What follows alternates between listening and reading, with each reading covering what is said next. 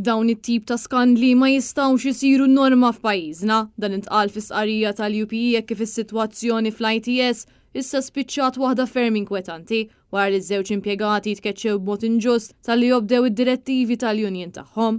U fi kliem diversi edukaturi dan juri biċ-ċar li l-istituzzjonijiet fallew milli jipproteġu d-drittijiet tal-ħaddiema f'sitwazzjoni li qed tiġi deskritta bħala skandlu.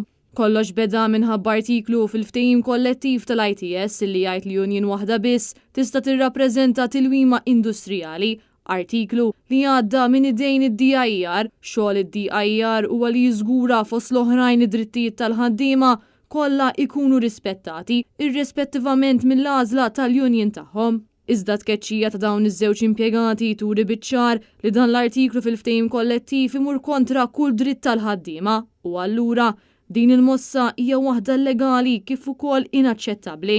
Il-Partit Nazzjonalista fi stqarrija qal illi dan kollu juri l-Gvern ta' Roberta Bela ċaħdilhom id-dritt kostituzzjonali ta' assoċjazzjoni kif ukoll id-dritt li jobdu direttiva mogħtija mill-union li tirrappreżenthom, anke jekk din il-union partikolari f'dan il-każ m'għandix il-maġġoranza rappreżentattiva.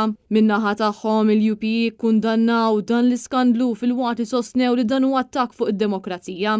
Barra minn hekk huma qalu l-istituzzjonijiet fallew li jipproteġu d-drittijiet tal-ħaddiema, fost dawk li fallew hemm id-DIR u l-Ministeru tat-Turiżmu li huwa responsabbli mill-ITS. Fl-istqarrija huma qalu li preżentament il-ħaddiema huma medda li jitilfu l-impjieg tagħhom jekk ma jażlux il-union ippreferuta mill-istituzzjoni. Il-UPE tenniet li dawn it-tip ta' skandli ma jistgħux isiru norma f'pajjiżna fil-waqt li saħqu li se jkomplu jiġġieldu sakemm dawn l-impjegati jieħdu ġustizzja totali.